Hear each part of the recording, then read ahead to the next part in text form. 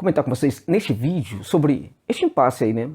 Esperemos que temporário entre Palmeiras e Chelsea para a transferência do Andrei para o Verdão, né? Para o Verdão e ser um jogador, um reforço espetacular para o Palmeiras em 2023.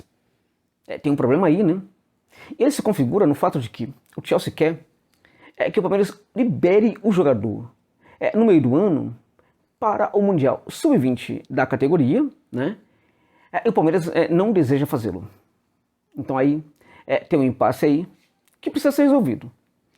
O Nicolas soltou uma informação, e me parece bastante crível, de que o Andrei não vai desembarcar em outro porto aqui no futebol brasileiro, em outra equipe, né? Não corre risco aí o Palmeiras de que o Andrei, caso não feche com o Verdão, vá parar no Corinthians, enfim, no outro time e tal, e tudo mais. Me parece crível. Mas o futebol, meus amigos, no mundo do futebol, tudo muda de um dia para outro. E na minha opinião, há um perigo sim disso acontecer. Vou explicar para vocês aqui neste vídeo. Também eu quero comentar sobre outras questões, de forma que, ainda que você esteja vendo esse vídeo quando o possível anúncio, e tomara que isso aconteça, já tenha sido feito, de que o Palmeiras fechou com o Andrei, ainda assim vale a pena assistir esse vídeo até o final, porque tem outras questões aqui que eu quero refletir com vocês, sobre a questão da relação do Palmeiras com a CBF também, a questão do perfil do Palmeiras, né? A configuração de um perfil de uma equipe muito mais respeitável, ainda mais do que né, no cenário do futebol brasileiro, sul-americano, mundial e assim por diante. Eu quero tratar com vocês dessas questões aí, né? Antes disso, chamar a atenção para o fato de que este vídeo tem um patrocínio da PagBet, né? Permita-me falar sobre a PagBet, que para mim é uma casa de aposta espetacular, sensacional. Eu pesquisei, eu analisei, eu estudei durante uma semana antes de trazer a PagBet aqui como patrocinador deste canal. Então eu confio, eu sei do que eu estou falando. Para você que de fato curte uma aposta esportiva, eu sugiro que você use o link que está na descrição do vídeo e também no comentário fixado para você se cadastrar na PagBet. E você tem muitos motivos para isso, meus amigos, minhas amigas, palmeirenses aí, sobretudo, né? A PagBet chegou para democratizar o acesso às apostas esportivas aqui no mercado de apostas brasileiro. Por quê?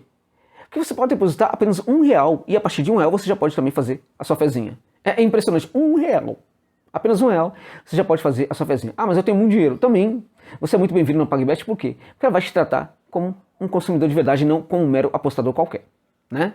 Aí quando eu falo respeitar o consumidor, estou falando, por exemplo, que o cadastro é rápido e sem burocracia, para não ficar te cansando, vai ter um atendimento humanizado ali, na madrugada inclusive, com um ser humano para te atender e não um robô. Eu fiz o teste, isso existe mesmo, né?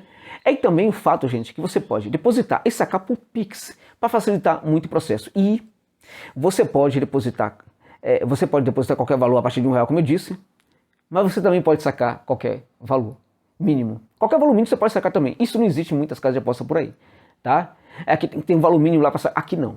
Na PagBet não. Qualquer valor você pode sacar, ainda que seja minúsculo. Depois tem R$1, ganhei tô com 1,20 na conta. Eu quero tirar. Você pode tirar.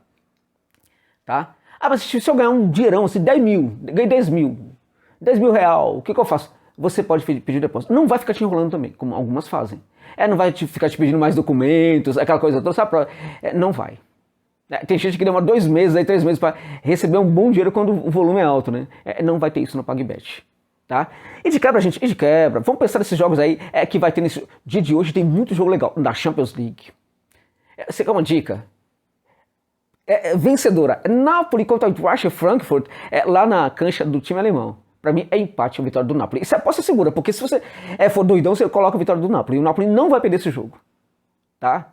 O Napoli não perde esse jogo. É só uma dica tal aí para vocês. E tem muito jogo, tem a Recopa Sul-Americana de Flamengo e Del Valle.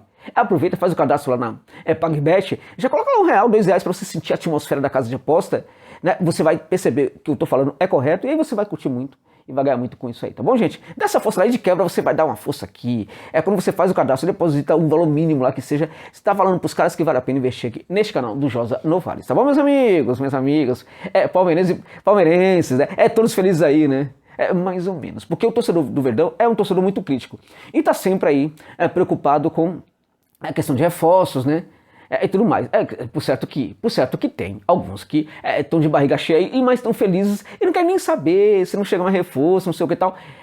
Mas tem alguns que tem essa pegada aí, né? Pegada muito crítica e acham que o Verdão tem que contratar. E tem mesmo. E tem que contratar mesmo, tá? na minha opinião. O Andrei é o reforço, gente, é o reforço. Eu falei no vídeo que eu fiz sobre o Andrei, é o reforço que o Palmeiras precisava. Você pensa, Danilo não tá mais presente, quem pode jogar ali? É o Andrei Santos, gente. É Zé Rafael José, não. O Jailson, não. Né? Eu ia falar Murilo improvisado, não. É bem típico, né? Não. Né? O Abel, não vem com essa história. Se o Andrei chegar, é de me colocar ele como terceira opção, não, hein? Atrás do Zé Rafael, ele já isso por amor, hein? Pelo amor de Deus. Porque o Abel, de vez em quando, tem essa coisa dos jogadores que estão chegando, tem que tal, tem mérito e tal, pelo amor de Deus. Faz isso não, que a gente não. Mata a torcida do Palmeiras, não, mano. Abel faz isso não, Abel. Vamos lá. Tem um impasse. O impasse qual é? Como eu disse, o Chelsea quer que o jogador seja liberado e o Palmeiras não aceita. Vale a pena, gente, deixa aí o que você pensa sobre isso. Vale a pena o Palmeiras contratar o jogador, ainda que tem que liberar no meio do ano? Será que vale a pena mesmo? Né? Ficar sem o jogador, vamos lá, olha só. É 1 mês e meio. Se você contar a preparação, é 1 mês e meio sem o jogador. É absurdo isso, é absurdo. Mas vale a pena? Vale. Claro que vale. Você não vai ter o jogador por 1 mês e meio, mas vai ter o jogador nos outros meses do ano. E é muito importante que tenha esse jogador. Né? Na verdade, né, a parada dá para ter vida feliz com o Zé Rafael ali, como o volante, Zé Rafael e Menino, dá para ter vida feliz? Gente, para o Abel Ferreira, sim, é possível, né? Então, essa é a situação atual. É claro que precisa de mais um volante. E um detalhe interessante, apesar de que a gente sempre precisa esperar para ver, mas o Palmeiras está aí de olho aí na possibilidade de um outro volante, contratar outro volante, né? Vale a pena ter um Andrei? Gente, vale a pena, porque o jogador é espetacular, né?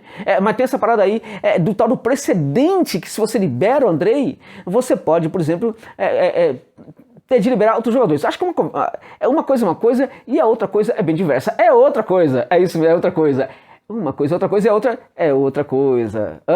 Por quê? Porque, meus amigos, olha só, é contrato, aqui no contrato, é um documento. E o CBF, que história é essa? Porque a CBF... Primeiro que a CBF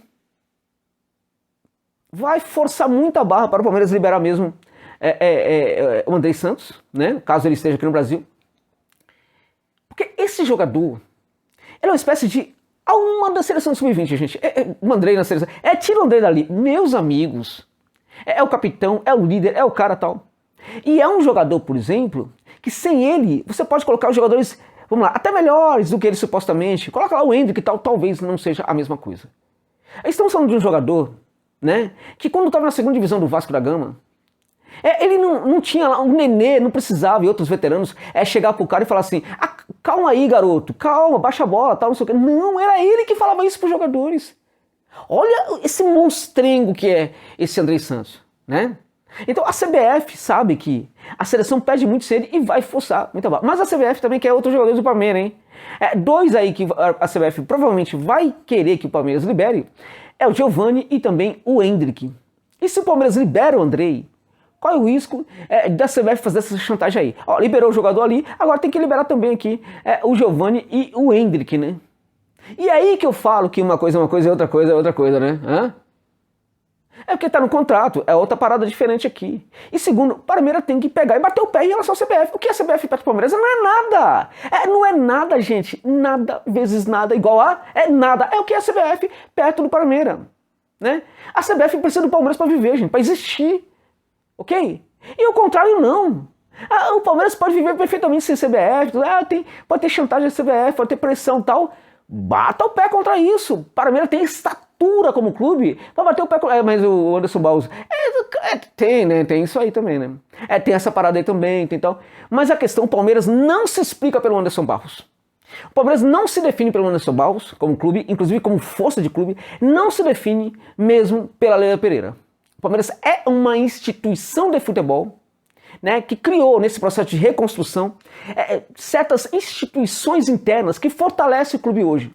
Muitas vezes o clube grita, essa força interna do clube grita, né, muito mais do que os seus dirigentes. O grito desse clube ultrapassa o tamanho, né, dos seus dirigentes aí. Né? Então, na verdade, mesmo que o Barros esteja ali, é um cara que tende a baixar a cabeça nesses processos, sim, nessas situações, mas ainda assim, o Palmeiras é um clube muito forte e tem que comprar essa briga se for o caso. E, na minha opinião, o Palmeiras não tem que liberar Giovani, não. Não tem que liberar Giovani, que tem que ser aproveitado pelo Abel, né? E não tem que liberar também o Endrick de jeito nenhum.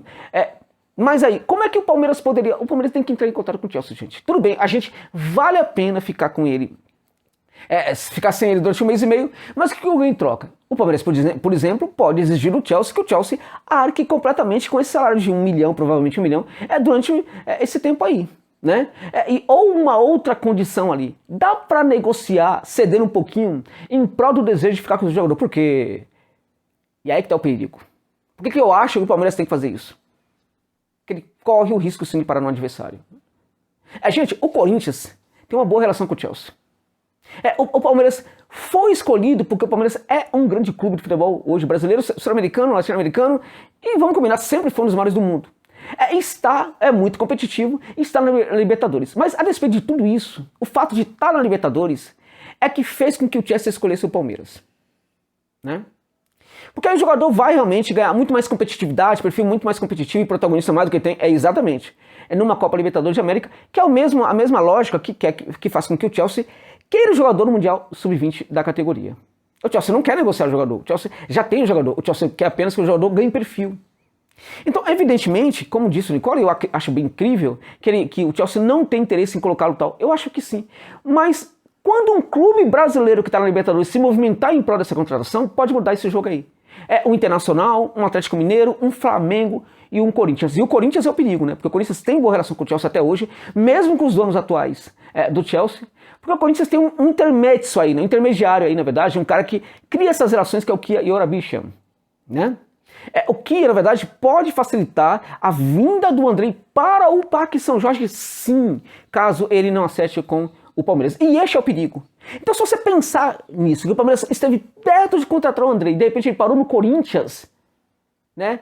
Porque o Palmeiras não quis ficar sem ele um mês e meio, eu acho que o arrependimento vai ser muito grande. Então, neste caso, vale muito mais a pena, sim, perdê-lo por um mês e meio e tê-lo nos outros meses do que, por exemplo, ele parar no Corinthians, ou no Flamengo, ou no Inter, ou no Atlético Mineiro, que são clubes que também vão disputar Libertadores, Libertadores de América, né? Mas se ele não for para um adversário desse aí tudo bem. Não, ainda assim, vale a pena, na minha opinião, ter o jogador durante quase todo o ano do que não ter o jogador durante este ano de 2023. E aí eu acho que tem que negociar com o Chelsea, ceder um pouquinho em outras frentes, talvez frente realmente salarial, de dinheiro, tal, aquela coisa toda, oferecer alguma coisa nesse sentido, mas manter essa contratação e bancar e anunciar o Andrei, porque... Porque é um monstro, gente. É um monstro de jogador, o Andrei Santos. E pra mim se encaixa muito. Olha, mas se encaixa... Olha, corre o risco, hein? De ter Andrei dependência, inclusive. Apesar de que a Palmeiras tem ali uma coisa muito tática e tal, mas o Andrei é jogadoraço, gente.